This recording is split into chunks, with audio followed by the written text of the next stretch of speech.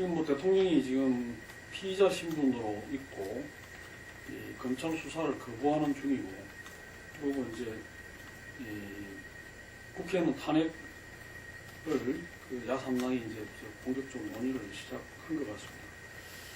지금 상황이 이제 계속 그 빠른 속도로 진행이 되고, 또 이번 주말에 또 5차 촛불이 예정돼 있고 해서 앞으로 이게 그 어떻게 갈지, 또 대통령이 언제까지 어떻게 버틸지 이런 부분들이 주목이 되고 있는데요.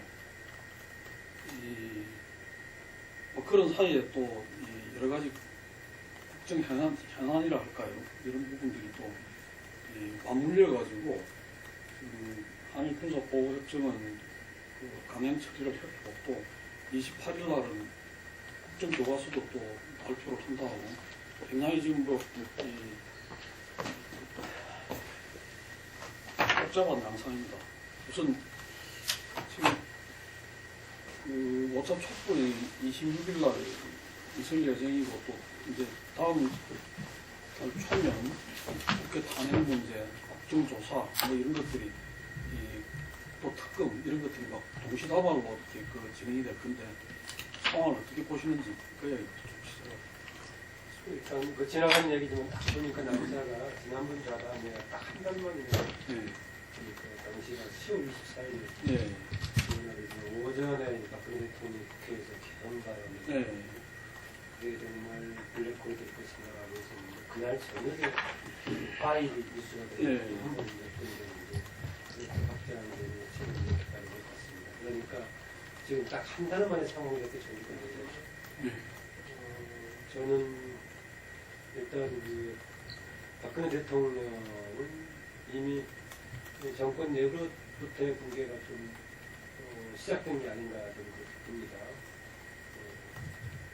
조금의 배경은 다르지만 법무부 장관과 민정수석도 지난 이사일 투명한 것이 바로 그런 징표라고 봅니다.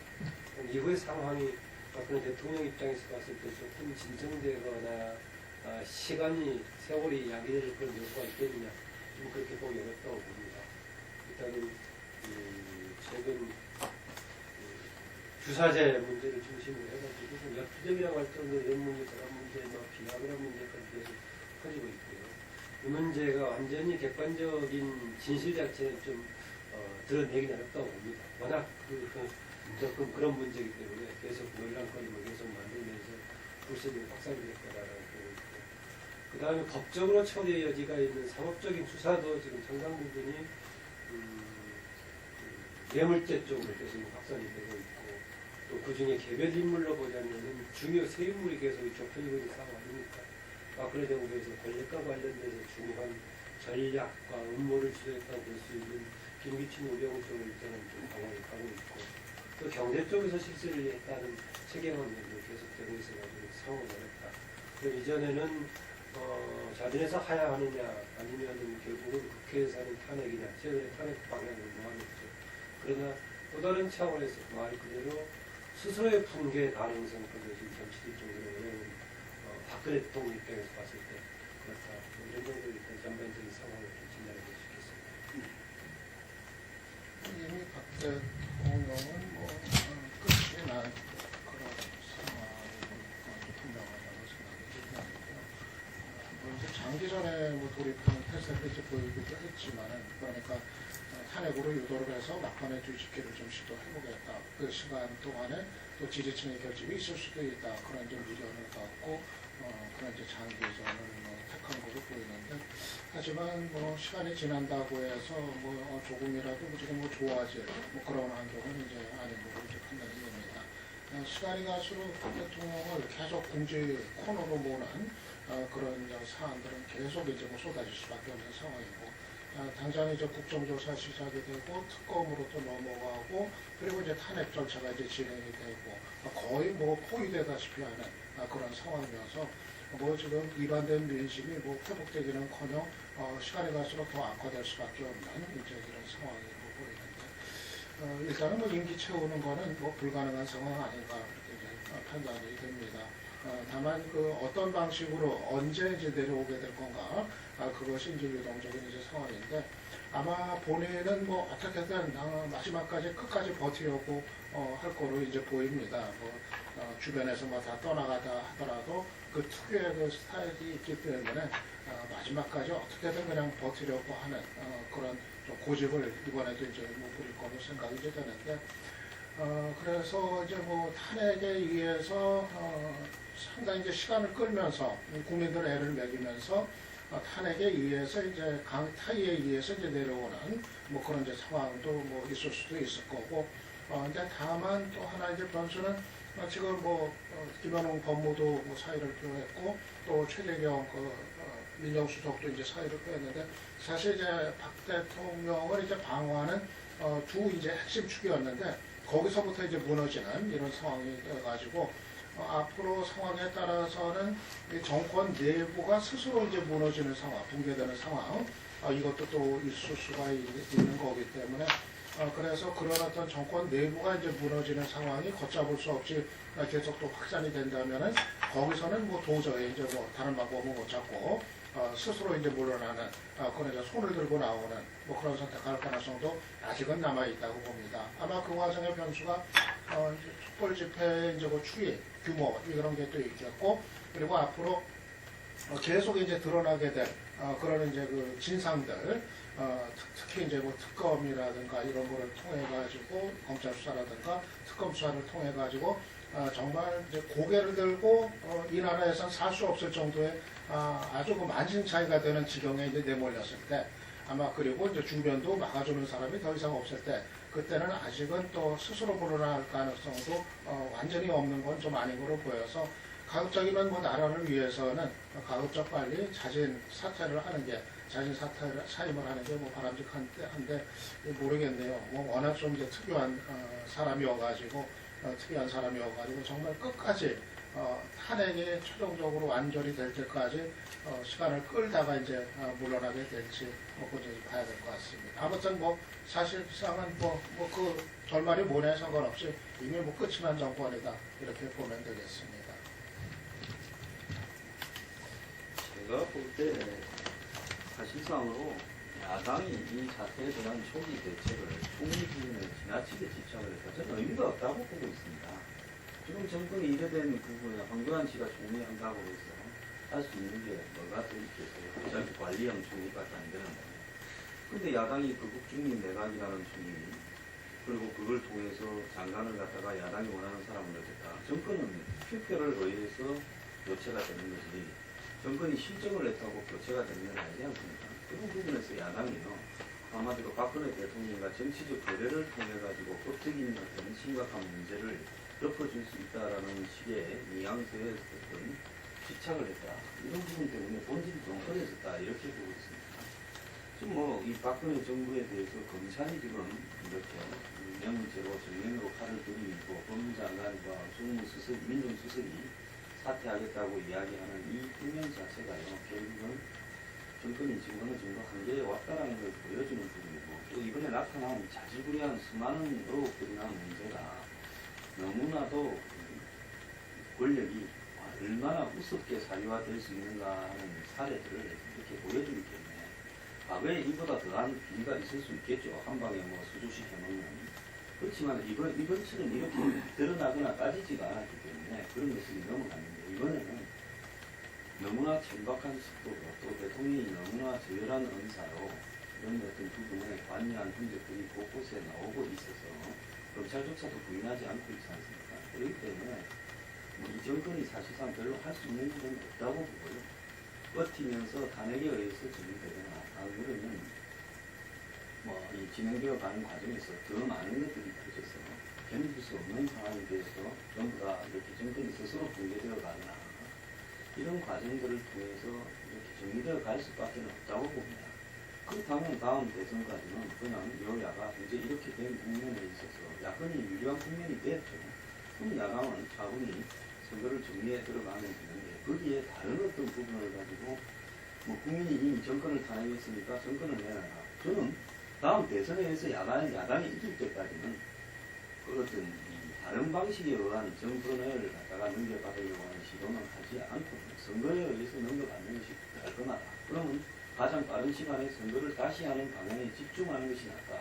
그래서 최근에야 이제 야당이 빨리 탄핵을 하고 총리 문제는 더 집착하지 말고 깔끔하게 끝내자 라는 쪽으로 선회대에서 그나마 다행이라고 생각하는데요. 이 혼란의 이 과정이 좀 더 길어지고 지저분해진 데는 그 야당의 탓도 있다. 저는 그 부분은 총리 문제는 오히려 이제 좀 반대 이제 의견인데요. 야당이 총리 문제에 너무 신경을 써가지고 꼬는 게 아니라 총리 문제 어떤 를 너무 소홀히 했다. 저는 이제 그렇게 생각합니다.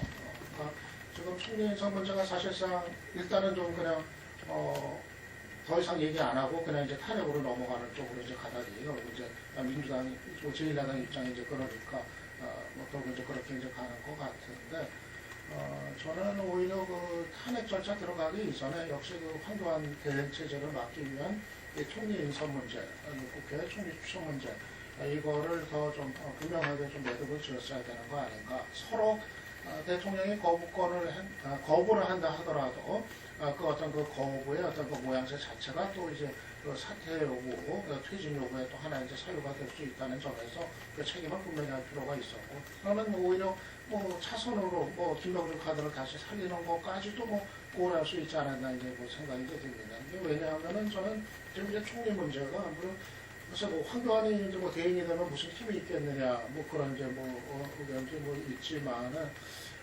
저는 이제 황교안 같은 경우는 일종의 그동안 봐온 바로는 일종의 좀 확신범이기 때문에 아마 좀 적어도 그 대행 자리에 있는 또 역시 이제 두고두고 이제 애를 먹이지 않겠는가. 이 탄핵이 진행되는 과정에 대한 이제 여러 가지 그 작용이나 또 이제 꼼수들 이런 것부터 이제 시작을 해가지고 저는 황교안 체제는 결국은 박근혜 대통령의 섭정 체제 이거와 이제 다를 바가 없다 그렇게 이제 생각을 하고 저는 기왕이면은 좀 야당이 이 총리를 사실은 이제 교체를 해가지고 좀 사실상의 정권 교체 효과 이거를 좀 거두는 게 필요하지 않았었는가. 그래서 예를 들면 지금 한일 군사정보보호협정이 저런 식으로 그냥 버젓이 여전히 저렇게 처리가 되듯이 앞으로도 지금 그런 사안들이 또 이어질 가능성이 계속 있단 말입니다.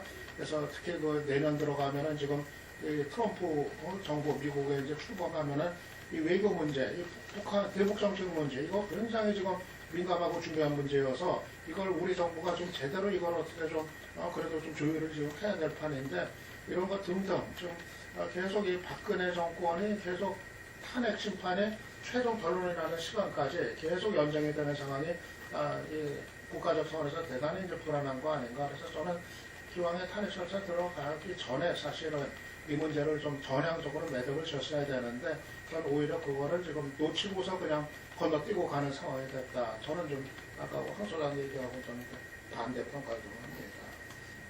저는 그 총리 관련 문제에서는 처음에 거국내가 또 책임 총리 여기에 대한 입장을 야당들이 정확하게 어떤 것을 가지고 어떤 의미를 가지고 쓰는 것인가에 대한 제대로 정리가 안 된 상태에서 마지막에 얘기가 됐었다고 들었습니다. 거기에다 또 하나 이제 변수가 생각했던 것 이상으로 박근혜 정부에서의 문제가 왕창 총수로 터졌다는 것입니다. 처음에 이제는 박근혜 대통령에 대해서 역할을 최소화시키자라고 했을 때는 이 정도일 줄 몰랐던 것이죠. 그래서 탄핵까지는 가지 않고 임기는 해준다고 하더라도 일정하게 좀 어느 정도는 공존의 가능성을 남겨놓고 했었는데 이후 진행되는 과정을 보면 안 터지는 것이 없는 정말 저질, 엽기, 농단 모든 것이 서 있는 정권에서 같이 갈 수 없는 상황이다. 그런데 황교안 총리 관련은 대통령뿐만 아니라 대통령의 가장 미션을 충실하게 수행했던 법무장관이 있었던 미션을 충실하게 수행했던 황교안 총리를 비롯한 정권에 관련된 사람들 공동 책임일 것인데 이 부분을 어떻게 처리할 것인가에 대한 조금 분명한 입장이 정리가 안 됐던 것 같다. 최근에 와서는 저는요, 이게 특히 그 더불어민주당의 입장도 아직까지 명확하지 않은 것 같다. 총리하고 상관없이 가겠다는 것인가, 아니면은 해봐야 박근혜 대통령이 받아주지 않는 거니까 안 한다는 것인가, 아니면은 박근혜 대통령은 그럴 자격조차 없다는 것인지 이런 것이 정리가 안 된 상태라는 생각입니다. 그래서 저는 만약에 박근혜 대통령한테 요청할 필요도 없고 그럴 자격도 없는 사람한테 왜 하나 입장이 아니라면은 적어도 빨리 한번 국회라든가 야당이 추천하는 총리 절차를 한번 진행하고 그게 아니라면 이제 그걸 아예 무시하고 다음 단계로 가는 게 필요하지 않는가. 여기에 대한 조금 애매한 입장을 가지고 있는 더불어민주당 빨리 좀 정리해주는 게 필요하다고 생각합니다. 예, 뭐 그동안 괜히 이제 영수회담을 하느니 마느니 또 뭐 이런 문제들이 같이 걸리면서 좀 혼선이 그 심화됐다고 보는데 저는 지금이라도 총리 문제에 있어가지고 그 대통령이 처음에 그 12일 그 직후인가요? 예. 그래가지고 그 이야기했던 이 국회가 추천하면 바뀌었다고 했던 부분을 가지고 꼭 대통령을 안 만들더라도 국회 차원에서 지금도 할 수 있다, 할 수 있고 그래가지고 이 대통령이 받는지 안 받는지 그 부분에 따라서 그 다음으로 하면 된다. 이런 점에서는 굳이 뭐 지금 뭐 그걸 놓치고 간다 이렇게 이야기할 게 아니라 지금 어차피 탄핵이 뭐 빨라봐야 12월 둘째 주나 된다고 봐야 되는 거니까 그 전에라도 지금 시간이 있고 야당이 합의해가지고 또 새누리당하고도 협의해가지고 국회의장 통해갖고 할 수 있는 문제 아닌가 그렇게 봐. 저는 만약에도 이 숫자에 너무 구애받을 필요가 없다고 봐요. 만약에 국회 표결이 있는데 탄핵이 안 된 부분이 박통이 유리하겠는가, 야당이 유리하겠는가. 야당이 오히려 여기에 군더더기를 많이 붙이고 이걸 가지고 무슨 비리를 하려다가 안 돼서 탄핵을 갖다 놓은 문제가 있지만은 그러지 않은 상황에서 지금 탄핵이 안 됐을 때 그 국폭풍이 누구에게 더 많이 가서 타격이 되겠는가를 생각하면요. 그러면 만약에 국회에서 탄핵이 안 됐다 칩시다. 이제는 법적으로 할 수 있는 수단이 있어요. 그러면 앞으로 이 거리의 시위라든지 여러 가지 모습들이 어떻게 나타나겠습니까? 그렇기 때문에 야당이 이 부분에 대해서 12월 2일 날 야당은 지금 마음이 급해갖고 너무 빨리 서둘러 가는데 제가 볼 때 그렇게 탄핵을 빨리 서둘 필요가 없고 검찰이 지금 뇌물죄 수사를 하고 있잖아요. 그리고 적어도 검찰이 뇌물죄 수사에 대한 결론이 조금 나오는 상황을 지켜보면서 할 필요도 있다. 특히 새누리당의 비주류가 보면 시간이 조금은 필요할 것 같아요. 내부에 정리하거나 이런 부분이요. 그리고 오늘 보면 검찰이 지금 최경환 수사에 롯데하고 관련해서 돌입을 했는데 여러 가지 의미심장한 부분이 있다고 보고 또 삼성과 지금 그 국민연금 관계에 대한 수사도 매우 중요하다. 이것도 두 개가 다 뇌물죄하고 직결되는 부분이거든요. 만약에 이게 뇌물죄가 확정이 되는데 국회가 탄핵이 안 됐다고 하면 제가 볼 때 그 후폭풍은 그 탄핵을 거부한 사람들에게 어마어마한 형태로 올 수 있다 이런 겁니다. 그렇기 때문에 지금 상황에서는 그냥 명분이 있게 가는 것이 좋다. 여기에 대해서 가급적이면 이 법적인 절차 가는 부분 외에는 다른 이야기는 할 필요가 없다고 봅니다. 저는 이 총리 인사 문제에 대해서 민주당이 좀 이번 과정에서 클리어하지를 좀 못했던 것 같아요. 그러니까 일단 총리 인사 문제를 미루자는 건데 그 이유가 이제 무엇인지가 좀 설명하지 않았다고 했죠. 그러면은 이제 관심이 이제 전환이 된다, 국면이 전환된다. 그게 이제 표면적인 얘기인데, 글쎄 지금 야권이 그거 막후해서 조율해가지고 새로운 총리 이제 추천하는 게 그렇게까지 어려운 일인가? 그것 때문에 탄핵이라든가 이 퇴진 요구라든가 이게 그렇게까지 흔들릴까는 저는 사적으로 저는 이제 그런 이제 판단이 이제 들고 그래서 저는 오히려 좀 민주당이 총리 인선 문제를 너무 좀 대선까지 의식을 해가지고 지금 좀 주저한 거 아닌가 좀 이제 총리가 그런 좀 의심을 좀 가져요. 그러니까 지금 현실적으로 새 총리를 이제 찾으면 주로 물망에 오르는 사람들이 사실은 좀 이제 개헌론자라든가 또는 제3지대의 반경에 있는 그런 인물들이 지금 우선적으로 이제 거명이 되고 있기 때문에 그럴 경우에 대한 어떤 부담, 또 이제 혹시 이제 또 개헌 얘기로 그냥 넘어가지 않을까에 대한 어떤 경계심, 이런 것도 있는 것 같고, 또 민주당이 또 선호하는 인물은 또 다른 당들이 또 이제 동의할지 합의가 될지 이런 불확실함 이런 것 때문에 아마 좀 주저했던 것 같은데 너무 그 이후 문제를까지도 민주당이 좀 이제 우려하고 경계하면서 좀 이 문제를 좀 그냥 이제 주저하고 이제 소홀히 했던 거 아닌가 좀 그런 생각이 이제 드는데 조선일보가 자꾸 그것을 총리 뽑아가지고 개헌해가지고 가라고 자꾸 그러니까 이제 그것 때문에 바람을 탔다. 근데 저는 지금 새누리당에서 지금 개헌 얘기 계속 하고는 있지만은 지금 국민들의 그 여론 자체가 지금 그거가 우선이 지금 아니기 때문에 아니, 누가 총리가 되더라도 뭐 일방적으로 개헌을 지금 뭐 새로 당하고 손잡고 밀어붙일 환경이 못 된다 생각을 하고요. 무엇보다도 지금 뭐 민주당에서는 문재인 전 대표가 반대하고 있고 국민의당에서도 안철수 전 대표가 지금 차기 정부에서 해야 된다는 입장이고 뭐 그렇기 때문에 그게 현실성이 없는데 너무 글쎄 좀 이제 지레 이 총리 인선 문제를 그냥 좀 이제 뒤로 그냥 젖혀버린 거 아닌가 생각이 들어요. 사실 총리가 교체가 되면 지금 환경에서 사실상의 정권 교체가 그만큼 빨리 오고 또 지금 박근혜 정부가 저렇게 그냥 남은 기간 동안 이 탄핵 최종 결론 날 때까지가 사실 뭐 한두 달에 뭐 될 걸 기대하는 건 좀 무리라고 생각이 되고 한 4달이 될지 5달이 될지 뭐 좀 기간을 예상을 해야 되는데 그 기간 동안에 이 나라가 어떻게 될지 당장 모르는 판에 좀 너무 그 문제를 또 쉽게 생각한 거 아닌가 좀 우려가 좀 듭니다. 저는 이번에 이 사태에 본질에 대한 규정을 좀 할 필요가 있는데 그것이 뭐냐?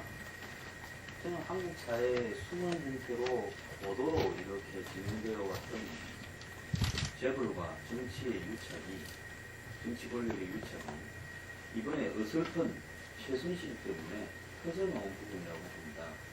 그래서 이 재벌과 정치의 정경유착, 뭐 어떻게 보면 슈퍼 자본주의라고 부를 만한 이런 부분들이 이번에 드러났는데 이 부분을 너무 그러니까 이 언론이나 야권이 최순실에 관한 문제로만 맞추게 되면 본질을 좀 놓칠 수 있다고 봐요.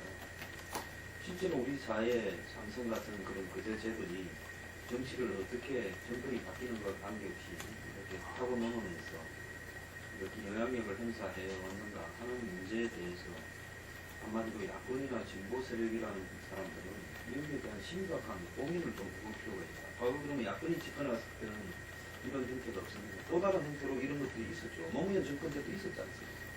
그렇다면 지금 예를 들어서 내년에 정권 교체가 된다면 오늘 아침에 신문에 보면 문재인 대표는 정치, 언론, 뭐 권력의 카르텔이다. 재벌들 간의 카르텔이다. 이렇게 비판을 하지만은 과연 자기들이 집권했을 때 그런 카르텔의 문제는 안 심각했냐 이런 문제에 대해서 자기 반성도 필요하고요. 이런 걸 근본적으로 건질시키려면 어떻게 해야 되겠는가라는 고민도 좀 깊게 해야 된다고 봅니다. 지금 우주선으로 풍어는 계속 터져 나오는데 거기에 과연 그러면 뼈대와 본질은 뭐냐? 한마디로 재벌과 정치 권력 간에 붙어버린 거죠.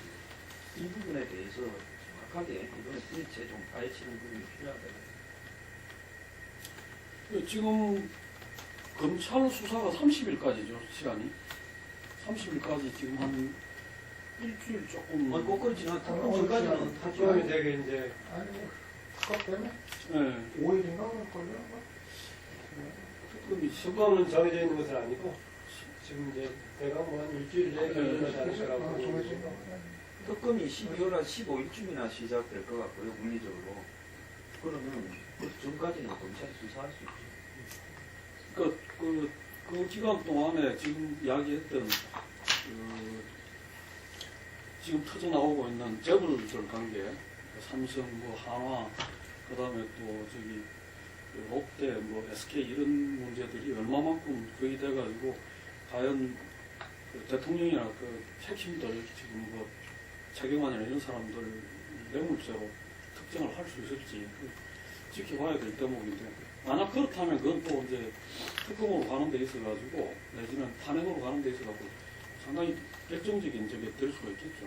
지금 뇌관들이 몇 개 있는 것 같아요. 저는 지금 말씀하신 것처럼 검찰 수사 뭐 어제부터 본격화하고 있는 거 삼성 하고 뭐 이제 그 뇌물죄 부분, 국민연금 연관된 부분 이 부분도 사실 이제 국민정서 생각하는 이유가 아니고 아마 모르겠어요. 그 검찰에서 뭐 10초만 공개해도 뭐 촛불이 횃불될 거다 한 얘기가 전 이거 관련된 거 아닌가 이제 싶기도 하고. 뇌물죄 쪽일 거예요.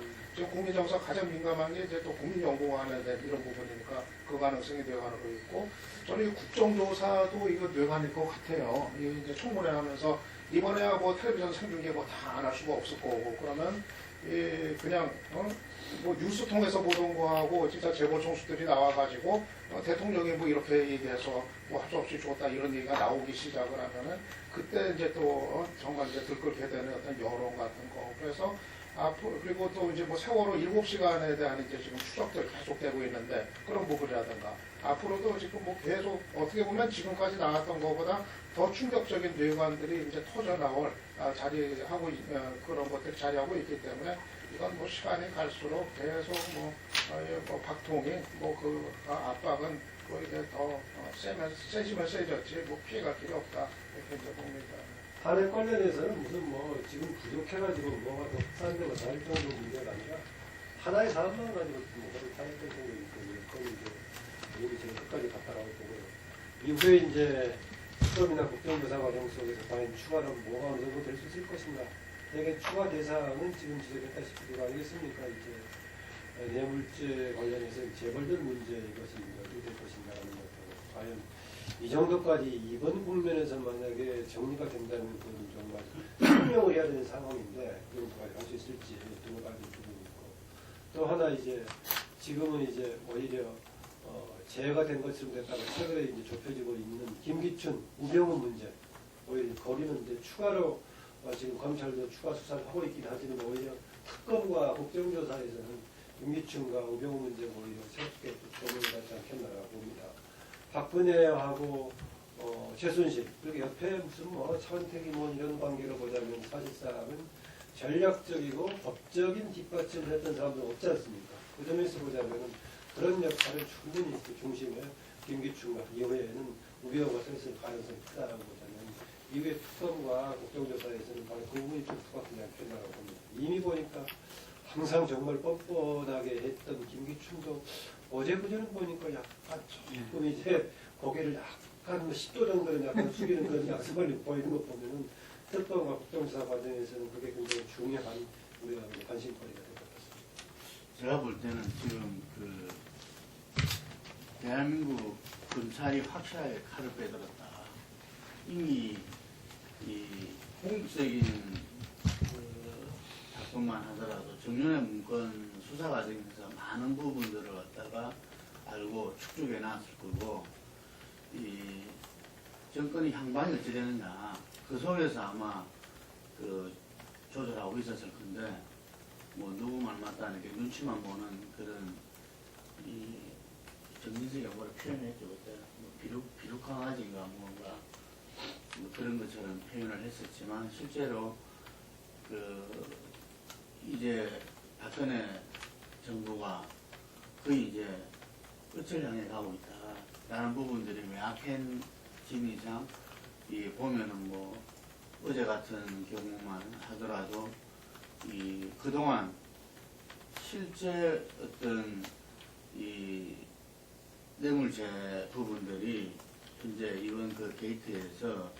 이 없어서는 안 될 어떤 그 제목이고 그걸 통해서 밝혀내야 될 아까 말하는 어떤 제보가 정치 권력 유착 이런 뭐 있음에도 불구하고 그걸 애서 이렇게 이 피해 왔었는데 이제는 그 부분에 대해서 그 압수수색이 들어가고 드디어 이제 어쩌면 말하면 삼성공화국이라 할 이 그게 정면으로 이제 칼을 들이대고 법무장관과 민정수석이 사회를 표하고 이런 부분들은 제가 볼 때는 이제 이 뭐 명명백백하게 검찰이 자기 길을 가겠다 그걸 갖다가 뭐 공식 선언을 했다 이래 봐야지고요. 그래서 저는 이 사인이 지금 박근혜를 지탱하고 있는 것은 뭐 자기들도 자기들이지만 어쨌든 간에 새누리당이 그 이정희 체제가 버티고 있음으로써 이렇게 하다고 보는데 새누리당 의원들한테도 사인을 주는 거예요. 그래서 이 실제로 뭐 우리가 탄핵이 언제 와서 어째 되냐 뭐 이런 이 걱정들도 많이 하고 하는데 그것이 아니라 지금 이제 금방 말씀하신 대로 이 내일 모레 어떤 촛불과 그 다음에 그 국정조사 청문회 TV 생중계 뭐 이런 부분들만 하더라도 여지없이 지금 이제 무너질 수밖에 없다 이렇게 봅니다. 예, 오늘 중앙일보가 여론조사를 내놓은 게 있는데 지난달 아마 우리 딱 그 자담했던 시점쯤에 여론조사하고 대비를 해놨어요. 그러니까 이제 그 당시에 박 대통령 지지율이 29.3%인데 한 달 만에 4분의 1 토막이 났고, 그 다음에 TK 같은 기간에 TK 지지율은 51.9%에서 11.7%, PK는 29.6%에서 15.8%, 그 다음에 60대 이상이 54.7%에서 14.4%가 됐다. 이런 그게 나왔고, 또 차기 대권 주자에서도 반기문이 뭐 30 몇 프로까지 갔다가 9월 26일자에 그냥 2달 전이네. 그랬다가 지금은 반기문이 그냥 18%로 폭락을 했고, 이재명 시장이 또 중앙일보조사 최초로 10.1%로 안철수를 앞지르는 이런 겁니다. 그러니까 그러고 이제 91.4%의 국민이 적각 하야든지 아니면 탄핵이든지 내려오라 뭐 이렇게 그걸 했다고 하니까 지금 90%가 넘는 그 국민들이 탄핵이나 하야에 동의를 하는 그런 상황이기 때문에 정말 얼마나 더 버틸 수 있을지 조금 더 봐야 될 것 같고, 26일 날 이제 좀 모차 촛불이 예정되어 있는데 지금 뭐 한 주최 측에서는 서울 150만, 지방 한 50만 해갖고 200만 이상 뭐 그렇게 예상을 하는 것 같은데 조금씩 이제 저런 수치는 다른 것 같은데, 그렇지만은 아마 4차 때보다 더 크게 되지 않을까 이렇게 전망이 됩니다. 어떻게들 보시는지. 저는 이를 봅니다. 너무도 그 숫자를 하버살 때마다 늘려간다. 그런데 집착을 할 필요가 없다고 봅니다. 계속 국민들이 지켜보고 있다라는 사실만 보여주면 되는 거지요. 만약에 그 계속 늘려가겠다라는 부분이 이 운동선언에 얼마나 가능하겠습니까? 또 국민들이 매주말 길거리로 나와서 주중에는 일하고 주말에는 시위하고 하는 부분을 언제까지 이렇게 하겠습니까? 그러니까 그 부분은 국민들이 아직 이 사태가 어느 정도 매듭이 지어지는 단계까지 안 갔다. 그렇기 때문에 그때까지는 국민들이 꺼지면 수사도 이상하게 갈 수 있고 또 이 사태에 정확한 단죄가 되지 않을 수 있다. 그렇기 때문에 눈을 뜨고 지켜봐야 된다라는 부분을 가지고 이걸 갖다가 자연스럽게 오랫동안 갈 수 있도록 이렇게 해야지, 거기에 숫자에 집착해가 그 옛날에 운동권식 사고예요. 못 벗어나는 거예요. 80년대. 그렇기 때문에 그 숫자나 이런 데 대한 집착이나 관심은 좀 그거요. 자연스럽게 가는 게 좋을 것 같아요. 저도 뭐 민심은 뭐 이제 이미 확인이 되고 그 얘기는 사실은 끝이 났다고 봐요. 그래서 지금 이제 물론 결국 광장에서 이제 촛불을 계속 이제 이어가는 게 국회에서 이제 그 탄핵 추진하는 거에도 이제 동력이 되니까 그래서 이제 그게 이제 뭐 계속이 돼야 되는데, 뭐 여기서 이제 뭐 숫자가 이제 더 이제 늘었냐 줄었냐 그거는 뭐 그거 자체는 이제 큰 의미는 없다고 이제 생각이 들고, 어차피 이제 뭐 또 겨울로 이제 접어드는 그런 뭐 특성도 또 있고 이제 그래서 이제 저는 특히 이게 왜 얘기를 하냐면은 특히 그 야당들이 자꾸 좀뭐 주말에 촛불 집회 보고서 뭐 입장을 정하겠다, 당론을 정하겠다 하는 거, 저는 이거는 좀 전혀 아니라고 이제 생각을 해요. 그 촛불 집회 숫자가 얼마나 되냐 보고서 야당이 입장을 정하겠다는 얘기인데, 자꾸 특히 그 민주당이 자꾸 이제 그런 식으로 이걸 하더라고요. 입장을 못 정하고 주말 촛불 집회까지 보고서 정하자. 이게 숫자 보고서 하겠다는데 이건 전 말이 안 된다고 생각이 되고, 정당들, 야당들은 지금 일관성 있는 책임 있는 어떤 그 입장을 지금 야당으로서 그걸 정하고 이렇게 그렇게 이제 책임 있게 이제 가야지. 그래서 저는 자꾸 좀 특히 그 야당들이 뭐 모든 야당 다 해당되는 거겠지만은 이 야당들이 이번 국면에 대한 좀 어떤 좀 일관되고 책임 있는 입장, 이거를 좀 그때 좀 국민들 앞에 좀 제시를 해나가야 되는 거 아닌가 생각이 들어요. 뭐 자꾸 민주당 얘기하게 되는데, 눈에 띄는 게 지금 민주당에서 그러는데, 저는 자꾸 어떻게 하다 보니까는 당론이 없는 게 당론이라는 게 제일 야당의 전통이 이제 돼버린 거 아닌가 하는 생각이 이제 들 정도로 막 혼란스러워요. 지금 어제도 보니까 이 탄핵의 시점에 대해서 우상원 대표 메시지가 다르고, 추미애 대표 광주 가서 한 얘기가 또 다르고, 우상원 대표는 이제 그냥 속도전으로 그냥 쫙 가겠다 하는 분위기인데, 추미애 대표 또 광주 가서 한 얘기는 상당히 서두를 일이 아니다는 식으로 확실하게 하고서 하겠다. 좀 이런 거고, 그래가지고 아무튼 좀 빨리 좀 그 입장을 좀 분명하게 좀 정리를 해줬으면 좋겠어요. 집회 관련 이야기는 뭐 두 분 얘기가 저 똑같습니다. 계속 이렇게 수의 증가를 가지고 뭐 경마식을 계속 뭐 이길 필요는 없다라고 보고요. 여기에 대해서는 그동안은 박근혜 대통령이 워낙 버티고 있으니까 민심 촛불의 힘을 보여주라는 것인데 이미 그건 증표가 됐고 여론으로 이미 굳혀져 있는 상황이고 그게 확인된 상황이기 때문에 그 수를 가지고 할 필요는 없다. 다만 지난 12일 서울 집회 이후에 지난주 모임은 사실상 전국 지역별 했던 거고 이번 이제 격주로 해가지고 이번에 서울 집회를 했던 것이기 때문에 다시 한번 집결한다는 차원의 의미가 있기는 한 것 같습니다. 그리고 아까 유 박사가 잘 지적해줬는데 뭐 집회 보고 뭐 결정하자라는 것인데 그럼 집회가 조금 성격이 어떻게 따라서 판단을 달리할 것인가 문제는 그건 아닌 것 같고 그건 민주당뿐만 아니라 정의당도 그런 얘기했어요. 26일 집회 보고 하겠다는 것인데 그냥 기점으로 봤을 때 그때까지는 같이 이제 촛불 민심과 같이 하자라는 쪽 같은데 대신 하여튼 저는 야당은 좀 빨리빨리 아까 이미 앞서 조금 얘기가 나왔지만은 생각을 정리할 필요가 있다는 생각입니다. 중간에 이미 이제 그 국면은 떠난 것 같은데 이후에 진행되는 과정 속에서 시민사회 어떻게 결합시킬 것인가라는 것은 조금 저는 조심스럽게 접근할 필요가 있다고 봅니다. 이번에 촛불 민심 관련해서 상당히 성공적이었던 배경에 내부적으로는 기존에 활동했던 시민단체가 상당히 여건은 지도적인 역할을 했었지만 국민들한테 공표했을 때는 그 사람들이 전면에 서지 않았던 것 때문에 굉장히 긍정적인 역할을 했거든요. 그러니까 무슨 운동으로서의 집회가 아니라 그냥 국민, 시민들의 자발적인 참여의 성격을 보여줬는데 만약에 다시 그 중에서 우리가 익숙한 사람들이 대표성을 가지고 이후에 전국 논의에 참여하게 된다.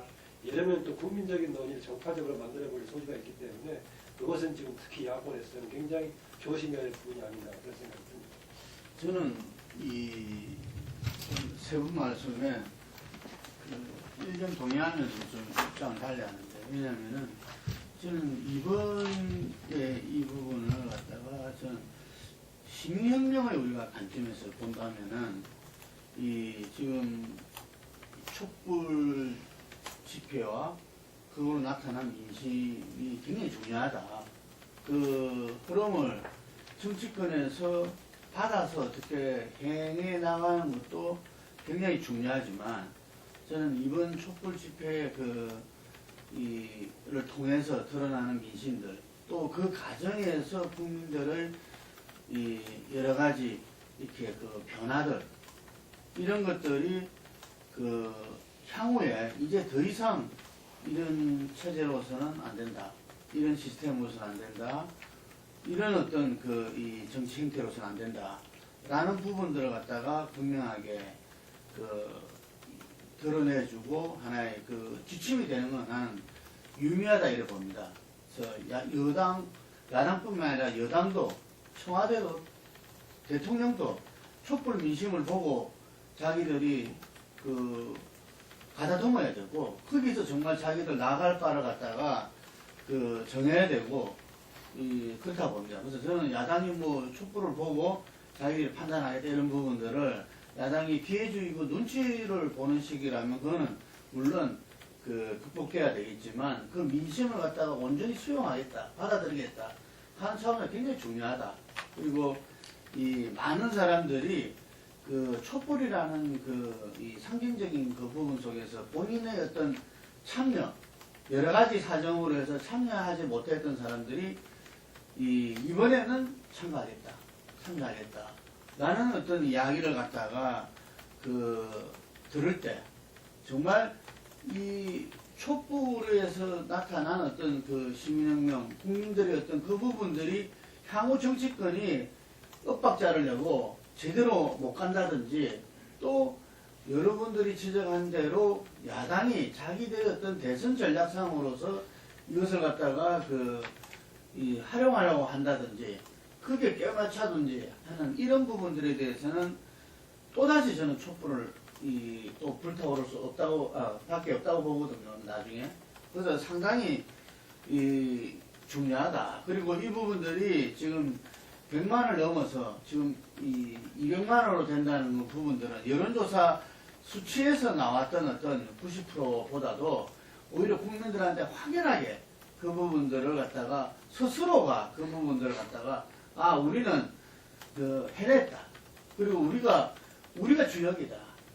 국민이 주권자인 부분들을 갖다가 다시 한 번 더 하면서 이제는 그냥 방관자 지켜만 보고 있지 않겠다. 저는 촛불을 통해서 젊은 친구들이 아마 내년 대선에는 투표율이 저는 50% 가까이 되지 않겠나 아무 생각이 들 정도로 많이들 전부 다 생각하고 그것이 바뀌고 하기 때문에 저는 정치권의 그거와는 별개로 이거는 시민혁명의 과정에서 촛불은 굉장히 중요하다. 여러분. 아니, 그 말씀은 조금 오해 소지가 있어가 그런데 그 젊은이들이 투표를 많이 해가지고 젊은이들 투표율이 낮았던 것이 높아져서 50%로 간다는 이야기인지 아니면 지금 대선 투표율은 전번 같은 경우도 한 70% 정도 되지 않았나요? 아니, 젊은 층은 젊은 층은 총선 때 젊은 됐어요. 최고의 투표율. 총선 때 됐어요.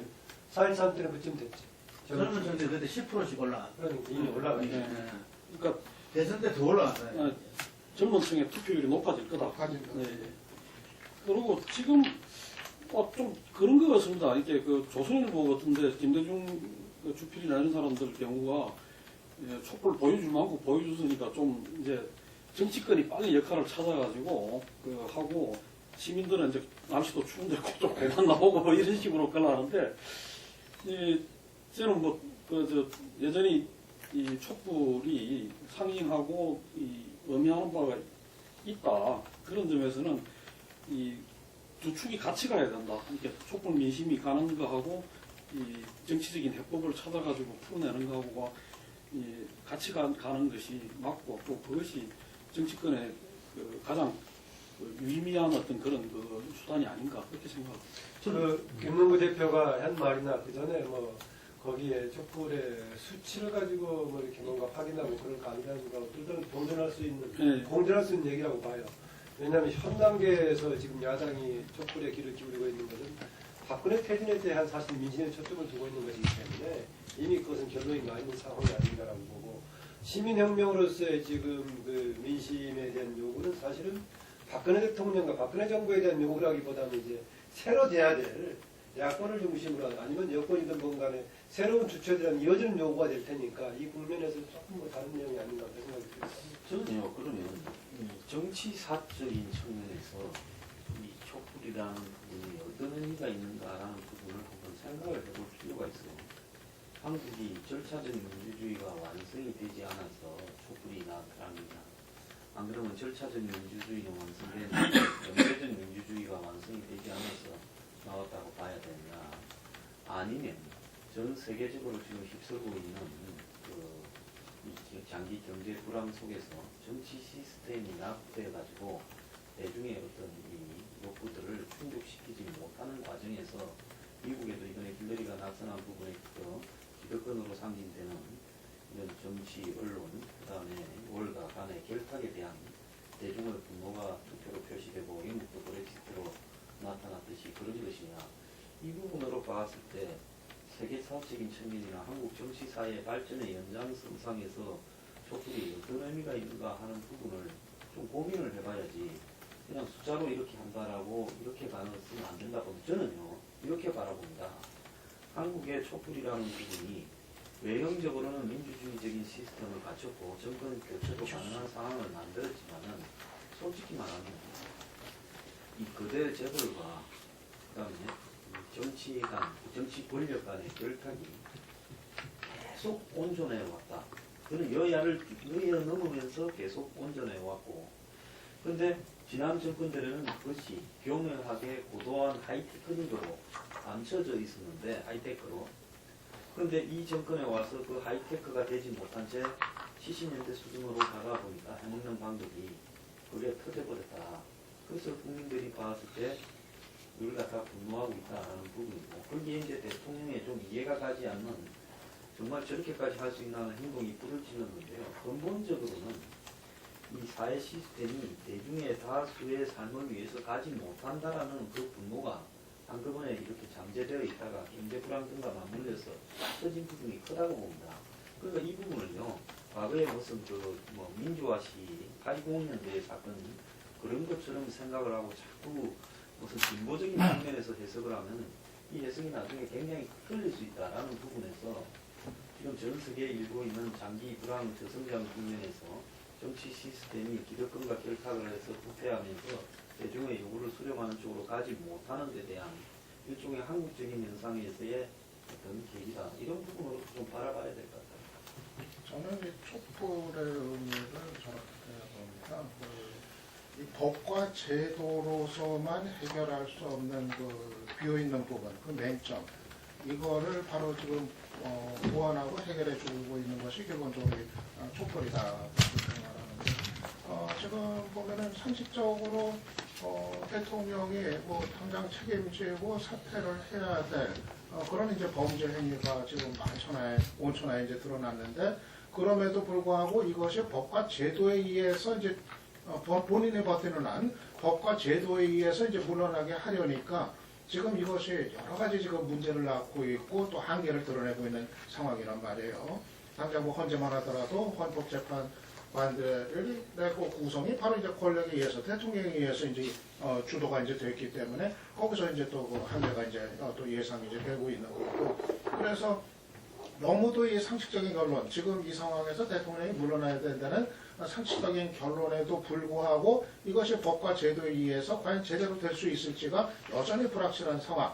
바로 이거를 지금 그 근본적인 그 한계를 좀 이거를 보완하거나 해결해주고 있는 것이 기본적으로 이제 촛불이다. 그렇게 저는 볼 수 있을 것 같아요. 그래서 저는 아까 뭐 나온 얘기지만은 기본적으로 이 앞으로 그 대통령 퇴진까지 가는 이 전 과정에서 이 촛불 민심은 기본적인 이제 동력이다 하는 거, 그것이 그것 없이는 지금 뭐 아무것도 제대로 매듭이 지어질 수 없는 그런 환경이면 이제 분명해 보이고, 앞으로 있게 되는 뭐 특검 수사, 뭐 대통령이 여전히 또 버티기로 나올 텐데 협조를 잘 안 하고 그런 거에 대한 어떤 압박이라든가 또 이 헌법재판소에서의 어떤 최종 그 심판 이런 것도 결국 헌재에 대한 뭐 압박이라든가 뭐 이런 거 생각하면은 역시 기본적으로 계속 가야 될 거는 이제 이 촛불이고, 거기서 이제 그거에서 힘을 얻어가지고 정치권에서 정치 행위를 통해서 대통령이 이제 퇴진을 이끌어내는, 아마 결국 이것이 그렇게 같이 가는 과정이다. 그래서 저는 이 촛불이 갖는 이 의미, 이건 대단히 이제 중요하다 그렇게 봅니다. 황 소장이 그 촛불 집회 이제 뭐 정치사적인 성격에 대한 진단도 필요하다고 지적이 되는데 또 굉장히 의미 있다고 봅니다. 저는 몇 가지 겹쳐 있다고 보는데요. 한국 정치사에서 있었던 노승진 사건에서 또 다른 또 월드컵도 이어지는 이런 과정 속에서 한국의 독특한 시민 참여 형식으로 형성된 측면이 하나 있고, 정치적인 뭔가 현재 대의제가 가지고 있는 부적 합성, 부족한 등을 메꾸는 직접 참여 형태로서 보자면은 아주 적은 의미로서는 87년 체제의 한계라고도 볼 수 있겠지만요. 보다 근본적으로는 대의제에서 여러 가지 쟁점이라든가 갈등 구조가 사회적인 쟁점이라든가 갈등 구조를 반영하지 못하고 있는 것을 지금 그대로 얘기해 주는 것이 아닌가라는 건데, 지금 우리 사회만 얘기해 주는 것인가, 원래 정치라는 것이 사회적인 쟁점을 반영하지 못하고 있는 것인가, 저는 후자의 선택이 굉장히 강하다고 봅니다.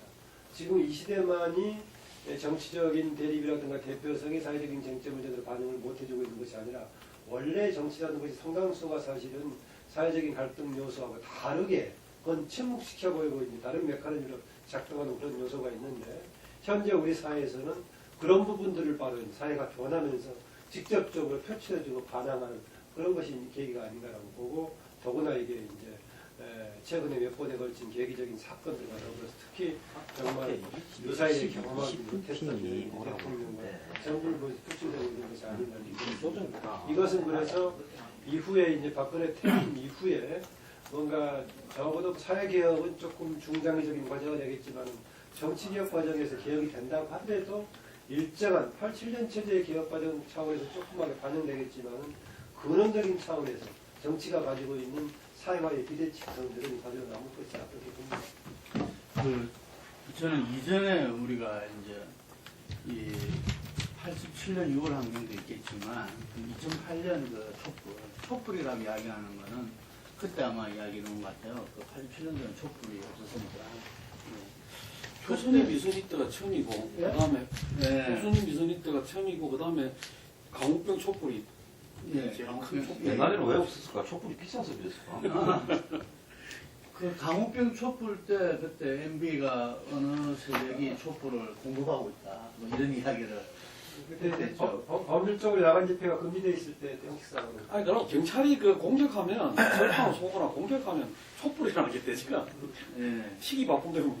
근데 그때도 뭐 심지어 이후에 촛불당이 탄생하지 않을까 뭐 이런 이야기까지 자처하는 사람들이 있었죠. 네, 그게 있었는데 어쨌든 그 이후에 뭐 총선에도 그 당시 여당에서 그냥 압승을 해버리고 뭐 이러면서 이 촛불이 도대체 어디 간 것이냐 이랬는데 제가 그때 아마 촛불에 나섰던 사람들이 다 이민 안 가고 다 살고 있다 이런 말을 제가 한 적도 있었는데 상당히 뭐 이후로도 그 세월호 때도. 이번 촛불에 대한 그것은 상당히 좀 깊이 있게 저는 이렇게 정리되어야 된다 봅니다. 그런데 어쨌든 간에 이번 촛불에서 뭐 한 특징만 말씀드리고 넘어가자면 저는 상당히 국민통합의 어떤 계기가 돼줬다. 우리나라가 이전부터 좀 특히 박근혜 정부에서 한나라 두국민 전략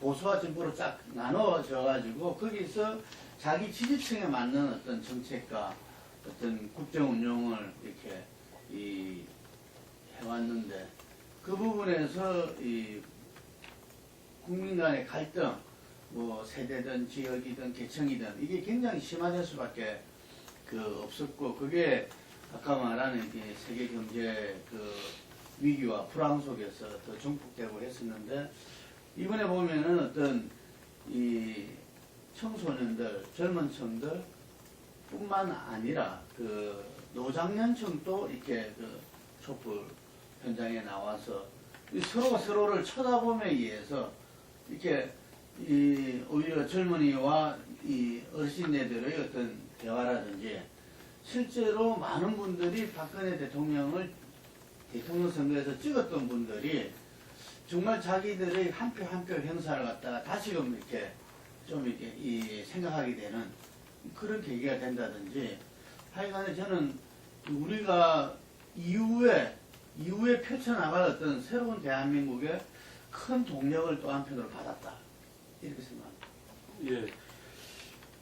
19일 3차 그게 끝나고 이번 주 초에 야당의 이제 대권 주자들이 모임이 있었죠. 모임이 있어서 거기서 뭐 8가지 사항인가 합의를 했는데 아까 지적했듯이 그 이후에도 야권 공조랄까 야권의 어떤 좀 국민들이 보기에 뭔가 딱 아구가 맞게 이렇게 짝짝짝 가는 것 같지가 않고 조금씩 그 안에 어떤 그런 주도권 경쟁이랄까 그 다음에 어떤 문제를 보는 어떤 시각의 차이랄까 이런 것들이 조금씩 드러나는 것 같습니다. 이게 이제 앞으로 상황이 감에 따라가고 다시 또 어떤 더 심해질 수도 있고 확인이 드러날 수도 있고 아니면 이제 내부의 봉합된 채로 가면서 국민들 어떤 압박과 요구에 따라 가지고 같이 이제 큰 흐름으로 같이 갈 수도 있을 거라고 보는데